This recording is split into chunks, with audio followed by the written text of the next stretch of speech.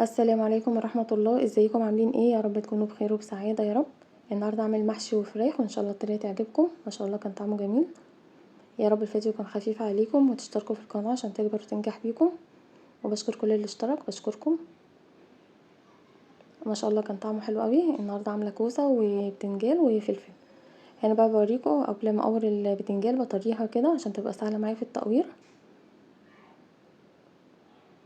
والبنات بقى لسه بتتعلم، لازم تخش المطبخ عشان تتعلم تعمل كل حاجه. ان شاء الله مفيش حاجه صعبه، كل حاجه بامر الله سهله. بنقوره بقى كده بالطريقه دي. نحاول بقى نخلي البتنجانيه معانا مش رقيقه قوي ومش سميكه قوي، نخليها كده معقوله. ما شاء الله بيبقى طعمه حلو. هعمل بس قدامكم كده كده كام حاجه، مش هعمل طبعا الكميه كلها عشان الفيديو ما يطولش عليكم. ما شاء الله كلنا بنحب المحشي واكله مصريه كلنا بنحبها. انا بقى بوريكم الكوسيه كده. في ناس بتعملها بالمبشره كده شكل كده، الخطوط دي كده بيبقى تديها شكل حلو، او بسكينه مشرشره. وممكن تعمليها عاديه، انا بس بوريكم اللي ممكن تعمليها بالشكل ده، وانا بقيتها هعملها عاديه. حبيت بس اوريكم واحده ان في ناس بتعملها بالشكل ده بيبقى شكلها حلو، وممكن تعمليها عاديه. انا بقى ما عنديش خلق بقى ومستعجله، عملت بس واحده قدامكم والباقي عملته عادي. الكوسه بقى بالذات لازم تقوريها كده بحرص، عشان ايه؟ هي مش طريه زي البتنجان. لازم تقوريها كده بحرص، واحده واحده كده لحد ما تتقور معاكي كويس، عشان ما تفرقعش منك او تخرميها. بالراحه كده هتاخديها واحده واحده، هتبقى جميله وما شاء الله تبقى سهله. هنا بقى اوريكم هتبقى برضو بالتقوير بالشكل ده. ما شاء الله كانت جميله. والناس اللي ما بتحبش الكوسه دي مفيده جدا وطعمها بيبقى حلو جدا. وحاولي اولادك لو مش بيحبوها حاوليها ما تخليهاش سميكه قوي، يعني حاولي ترفعها لهم شويه ومش هيحسوا بطعمها وهتفيدهم برضو. وهنا الفلفل بعمله بالطريقه دي. هنا بقى الفراخ كنت غسلاها ونقعيها بميه بملح بليمون، وحاطه ميه تغلي. بعد كده شطفت الفراخ ونزلت بيها. لازم ننقع الفراخ بميه بملح بليمون لمده ربع ساعه على الاقل. بعد كده تشطفيها شطفه كويسه وسقطتها كده لما الميه غليت، وهضيف لها بصلايه وشويه ملح. دي وراك 4 وراك. انا بجيب فراخ بيضه كبيره، بعمل صدرها بانيه، وبقيه الوراك بعملها اي طريقه بقى انا عايزاها. مشويه في الفرن في صينيه بطاطس، مسلوقه ومحمره. يعني مبحبش اجيب انا وراك كده من السوق او بانيه، بحب انا اجيب الفراخ اطلع منها بانيه ووراك. هنا بقى كنت مستعجله فهضرب البصل في الكبه. انا دايما بخرط البصل على ايدي، بس كنت مستعجله فقلت ايه انجز بقى بسرعه كده. وانا برضو قطعت الطماطم بجهزها.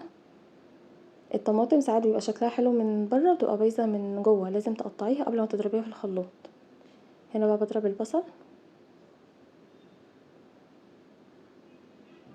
وهنا الطماطم. نسمي الله كده، وكل حاجه ان شاء الله سهله. اهم حاجه المطبخ يكون نضيف، ده بيساعد ان احنا نعمل اكل بالترتيب وفي نظافه، وان شاء الله ما ياخدش وقت معانا. هنا بقى جبت اكبر حله عندي ألمونيا علشان احط فيها كل البتنجان والفلفل. كده البصل مع زيت اخد لون حلو. هنزل بقى بالطماطم، هضيف لها شويه ملح وشويه فلفل اسمر. هسيبها بقى تتسبك لحد ما اغسل بقى الخضار. يعني بقى كنت غسلت البتنجان والكوسه والفلفل كل حاجه بالواحده. الحاجات دي بتبقى فيها اتربه لازم نغسلها كويس. ودايما بقى انا بتاعه الخضره المنحكشه بقى كده، دايما في فيديوهاتي تلاقي الخضره بتاعتي منحكشه عشان بغسلها كويس جدا. لازم اغسلها كويس وبقطعها كده بقى بالطريقه دي. والخضره عباره عن بقدونس وشبت. وهنا بقى بقطع فلفل الوان، ما شاء الله بيخلي المحشي طعمه جميل. لازم تحطي فلفل على خلطه المحشي كده، فلفل الوان فلفل حامي، ما شاء الله بيبقى طعمه تحفه. هنا بقى كنت غاسله الرز، نزلت كده بالخضره، وكميه الخضره برضو لازم تكون كويسه. وهنا تلاقي الطماطم اتسبكت هنزل بيها كلها. وهحط فلفل اسمر وملح وشويه زيت. ودي هرسه الشطه اللي انا عاملاها. ما شاء الله كان طعمه تحفه والله. هنا بقى قلبته تقليبه كويسه، ما شاء الله كان لون وطعم تحفه. هحشي بقى البتنجان كده. نحاول بقى منحشيش البتنجان قوي علشان ما تفرقعش مننا والرز يبقى ني. لازم نخلي البتنجانيه كده مهويه بالرز مش مكبوسه قوي. ونملاش للاخر برضو عشان لما الرز بيستوى بيزيد. انا كلامي البنات اللي لسه بتتعلم، يعني طبعا كلنا بنعرف نعمل اكل وكلنا شاطرين، بس انا كلامي لو في بنات لسه بتتعلم كده تبقى عارفه هي بتعمل ايه. هنا برضو هحشي معاكم كده كام حاجه، وبعد كده انا هكمل الكميه بقى مع نفسي. بوريكم كده تبقى بالشكل ده. وهنا الفلفل برضو، اي حاجه في المحاشي منحاولش نكبسها قوي عشان الرز يستوى كويس والحاجه ما تفرقعش مننا. وزي ما قلت لكم الرز بيزيد في السوا ما شاء الله. هنا بقى الكوسه برضو. يا رب الفيديو يكون خفيف عليكم، وبتمنى كل اللي بيشوف الفيديو يصلي على النبي كتير، هتدوني ثواب وانتوا هتاخدوا ثواب. ويا ربنا يحفظكم يا رب من كل شر، ويا رب كل نفسه في حاجه ربنا يحققها له بالخير يا رب. وادعوا لي دعوه حلوه ربنا يغير حياتي للافضل والاحسن، ويغير حياتكم للافضل والاحسن يا رب. هنا بقى خلصت ما شاء الله الكميه كلها. هنا بقى حطيت في الحله الكبيره البتنجان كله والفلفل، وهنا الكوسه، ويتبقى شويه رز بقى فلفلتهم كده ما شاء الله كان طعمه حلو.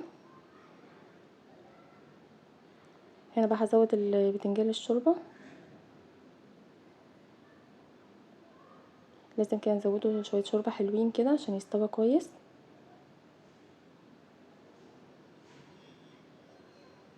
كده ما شاء الله الشوربه بتاعته مظبوطه. يغلي بقى غلوتين 3 كده على نار عاليه، بعد كده اخلي النار عليه متوسطه عشان يستوى كويس. ما شاء الله كان طعمه تحفه. وهنا برضو الكوسه. هنا بقى سبت شويه شوربه للاكل وشويه الرز، عملت لهم شويه ميه وشويه ملح وفلفل اسمر وشويه زيت. مرضتش بقى اخد بقيه الشوربه لشويه الرز دول، قلت اخليهم جنب الاكل، وزودت شويه الرز الميه اللي انا ظبطتهم كده قدامكم. هنا بقى ما شاء الله هسيبه بقى يشرب الشوربه الميه، وهدي عليه النار. هنا بقى كانت تشرب الميه، هديت عليه النار، وهنا المحشي بيغلي ما شاء الله كانت ريحته طالعه جميله. وهنا الكوسه، المفروض برضه اوقف الكوسه ما اسيبهاش كده، بس الحله كبيره عليها فعادي مفيش مشكله. وهنا بقى حمرت البتنجان، الناس اللي ما جربتش المحشي متحمر تجربه، او مسلوق كده يعني مستوي كده طعمه تحفه وطعمه جميل. بس في البيت بقى في جزء بيحبه محمر وفي جزء بيحبه كده. ما شاء الله كان طعمه حلو قوي. يا رب الفيديو يكون خفيف عليكم، وتشتركوا في القناه عشان تكبر وتنجح بيكم يا رب. وبشكر كل اللي اشترك، بشكركم، وبتمنى لكم السعاده. ودايما يا جماعه حصنوا نفسكم وصلوا على النبي كتير واقروا قران. ربنا يا رب يحفظكم ويحفظنا من كل شر. بتمنى لكم كل خير من قلبي. ويا رب الفيديو يكون خفيف عليكم، والسلام عليكم ورحمه الله.